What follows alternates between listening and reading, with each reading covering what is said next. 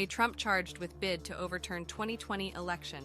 The former U.S. president is accused of 4 counts and prolific lies about election fraud. He faces up to 20 years in prison if convicted. Russian drones hit Ukraine grain stores near Romania. A grain silo has been damaged and fires have broken out in Ukraine's Danube port of Izmail.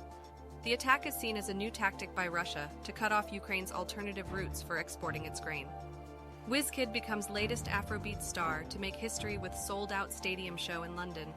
The Nigerian singer performed to a crowd of 60,000 fans at the O2 Arena, following in the footsteps of his compatriots Burna Boy and Davido.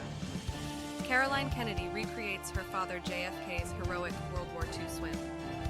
The former U.S. ambassador to Japan swam 3.2 miles across the Ferguson Passage in the Solomon Islands, where her father led his crew to safety after their boat was rammed by a Japanese destroyer in 1943. Activists drape Rishi Sunak's mansion in black cloth to protest his climate policies. The UK Chancellor's home in North Yorkshire was targeted by campaigners who accused him of failing to deliver on his green promises ahead of the COP26 summit. At least 14 wounded in stabbing rampage and car ramming near Seoul. A man armed with a knife attacked people at a bus stop and then drove into pedestrians in a nearby street. The motive for the violence is unknown. El Salvador region under siege to hem in gangs. Thousands of soldiers and police surround an area bigger than New York City in the latest gang crackdown. The operation aims to dismantle the criminal structures that control the territory and extort its residents. Planes return Niger evacuees to Europe. Hundreds of European citizens and residents who were evacuated from Niger after a military coup have been flown back to their countries.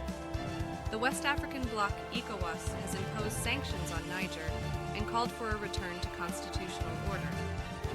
Fitch strips U.S. of top credit rating after debt row.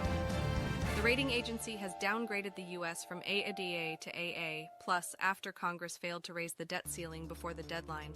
Fitch warned that the U.S. faces a risk of defaulting on its obligations.